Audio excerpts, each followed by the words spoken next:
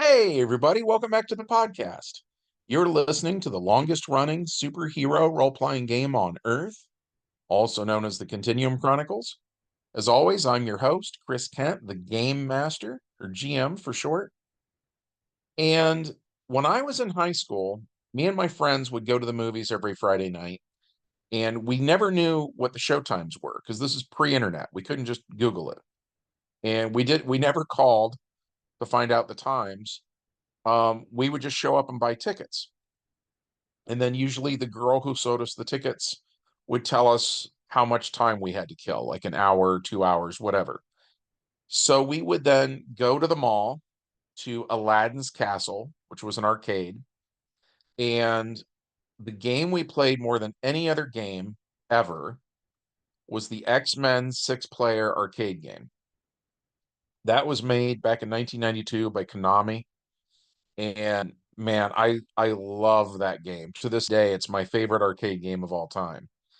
And it's had a huge influence actually on our tabletop role-playing game. For instance, my best friend Jay, he always played Nightcrawler, who was blue, had high agility, and could teleport. And so then when Jay made a character for DC Heroes, that character wore blue, had high agility, and could teleport. So all that said, we had some friends come over this weekend and they wanted to play a role-playing game. I didn't want to run my usual stuff because my house guests hadn't been playing in those adventures, and I didn't want to just drop them into the middle of one of those games and expect them to tread water. Likewise, I didn't have any modules for 6 players either. But what I did have in my house is the arcade one-up version of the X-Men arcade game. So I glanced over at that and I thought that would make a pretty good basis for a role-playing session. So that's what we ended up doing. We had a great time playing this past weekend. I hope you enjoy hearing what we did. So, all that said, let's dive into the adventure. The prologue to this one is that in a recent video, we mentioned a cosmic artifact called the Hypercube.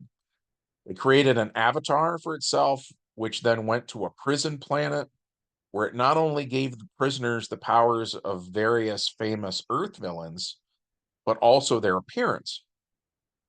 So in this adventure, we find out that one of those alien criminals has both the powers and the appearance of Magneto, but not the motivation. This Magneto is purely evil, and he will stop at nothing to destroy the world. Humanity can do nothing to stop him, and their only hope is the X-Men. Speaking of which, the X-Men for this adventure are Colossus, Cyclops, Dazzler, Nightcrawler, Storm, and Wolverine. When the adventure begins, they're all at the Xavier School in upstate New York. The new Magneto has taken control of a Sentinel factory in New York City. Hordes of Terminator-sized Sentinels take to the streets and begin to destroy everything in sight.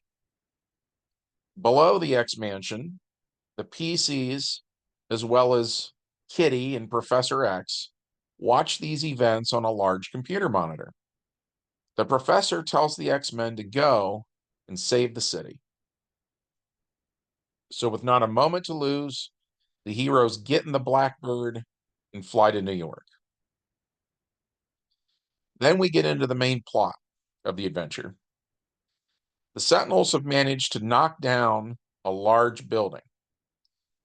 So the Blackbird uses its VERTOL capabilities to hover over the wreckage. Kitty is flying the jet and lowers the ramp in the back. The X-Men literally jump off the ramp, clearing the rubble. As Kitty flies away, the X-Men encounter a Sentinel welcoming party consisting of 3 Sentinels. I'm not going to spend too much time talking about game mechanics, by the way. I am going to do it ever so briefly here. So each Sentinel has a body of 12 APs, which is what DC Heroes refers to as being as strong as steel. Stronger X-Men can, on average, destroy one of these robots in about 2 hits, while weaker members of the X-Men need to hit one about 3 or 4 times before it is destroyed.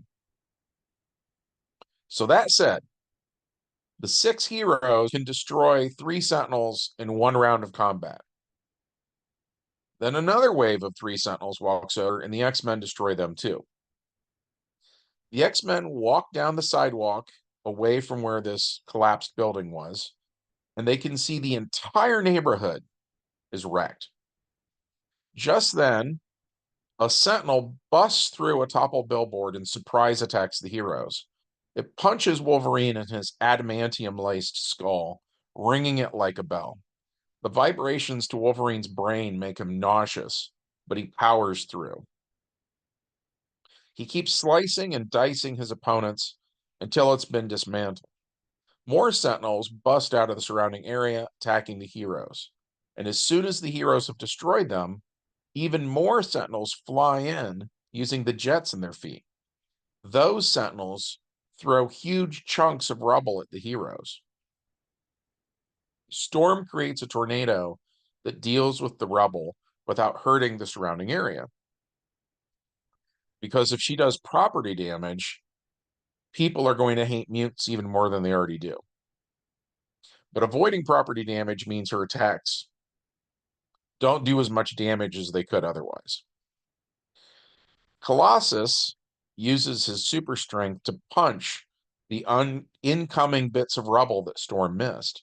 And Cyclops uses an optic blast to turn huge, heavy chunks of cement into gravel. Wolverine tells the others to let him go in front because he can heal and they can't. So let him take the brunt of the damage. And to some extent, they do. So then Wolverine takes out 4 Sentinels by himself. Then some new Sentinels show up. And unlike every Sentinel the X-Men have fought thus far, who were the classic purple and magenta color scheme, these new Sentinels, which I will refer to as Hulkbuster Sentinels, are bigger. The purple and the magenta are reversed, and it carries a gun big enough to be mounted on a tank. Cyclops shoots its gun. Colossus gets in there, ripping bits off, and it turns out that the core of this thing is a robot the size of the ones they've already been fighting, and it's wearing power armor, basically. So that means once you peel off the armor layer, you can punch the exposed chest and stuff like that, and then this thing dies just as easily as the other ones did. As Colossus is dealing with this big guy, another weird Sentinel shows up. This one has the magenta torso, gloves, and boots that the Hulkbuster inner robot had, but the thigh and bicep areas are silver. The X-Men curb stomp it before they can figure out what unique ability this one has that the earlier ones lacked. Once all the Sentinels here are beaten, Dazzler asks where these things are coming from. And Cyclops says there's a Sentinel factory near here. So that's probably why this is the epicenter of this uprising. Nightcrawler suggests it might be the Singularity, but Storm says Magneto probably used some sort of electromagnetic trick to reprogram the robots. Cyclops says right now the specifics don't matter and the team needs to get into that Sentinel factory and shut things down. They can sort everything out afterwards. So the X-Men move in. They encounter yet another color scheme. These new Sentinels have the purple torso, gloves, and boots that normal Sentinels have, but the magenta parts are green. As before, the X-Men don't really ask any questions, they just hack and slash. After the Sentinels are all destroyed, the X-Men see a police car that drove through a storefront. So they go to check on the officer who was driving, but it's too late to help him. Sentinels had shot him, and he was gone before the car even hit the building. At any rate, the wall of the Sentinel factory explodes, and the X-Men take knockback damage. And through all the fire and smoke, they see the new Pyro. And as was the case with Magneto, this Pyro is an alien from Tachyon Galtos who has the appearance and powers of the original Pyro, but he's not the original Pyro. Storm asks him why he's doing this when he knows it will fan the flames of mutant hatred. And Pyro doesn't care about Earth politics at all, right? He just threatens him. He says he's going to turn him into toast, and then he attacks with his flame project power. Pyro is harder to deal with than the Sentinels were. He declares active dodge. Again, I'm not going to go on a big thing about game mechanics, but it just means that his agility doubles. So he's very hard to hit.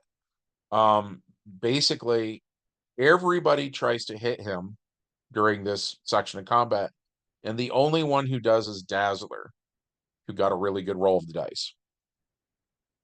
Everybody else misses. So on Pyro's turn, he fills the entire area with fire, so that most of the X-Men cannot move into the same square that he's standing in. So that keeps them from just like walking up to him and punching him, for instance, right? But Colossus can. So Colossus wades through the fire and grabs Pyro. And then Colossus jumps into the air. Here's another very, very brief thing that's kind of a house rule in our game. I pretty much give every super strong character the jumping power. And my thought on that is it's your strength versus your weight. And you subtract. So for instance, if a character had a strength of 10 and they weigh 2, right? Then I would give them jumping of 8. Does that make sense? I figure some people are listening who are more familiar with DC Heroes, and they're like, "Why are you doing that?" That's just something we do. At any rate, it's neither here nor there. The point is, Colossus grabs Pyro, jumps up into the air, and throws him out of the area that was on fire, right? And so then that means guys like Wolverine can go up and attack him without having to deal with the fire. By the way, Pyro's weird costume has some skin armor built in to protect Pyro from damage, but he still felt it when Colossus like threw him into the ground. At any rate, so Wolverine gets in and starts slashing at Pyro.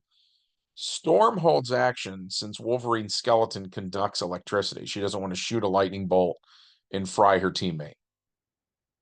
Nightcrawler teleports over, punches Pyro, then teleports back out again.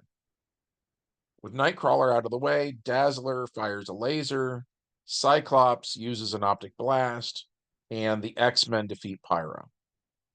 So they walk into the Sentinel factory looking for Magneto and any other answers that might await them. Then we get into the epilogue.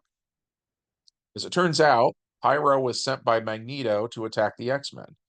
And this Pyro follows orders without question. Pyro thought his mission was to exterminate the meddling heroes. He was wrong. The real mission was to buy Magneto some time by distracting the player characters. So while Pyro was doing that, Magneto was using his powers to manipulate the electromagnetic impulses in the computers here in the Sentinel factory, reprogramming everything. Once Magneto's done with that, he leaves to carry out the next part of his plan, but he leaves the Blob behind with orders to kill anyone who comes snooping around. And that's where this video ends. If everything goes as planned, I'm going to be dropping one video a day each day of this week. So tomorrow should be part 2. We had a good time playing this one. I hope that you had a good time listening. If so, as always, we'd love it if you smash that like button. Make sure you're still subscribed, ring that bell, leave us a comment, all that jazz, and we'll be seeing you in tomorrow's video.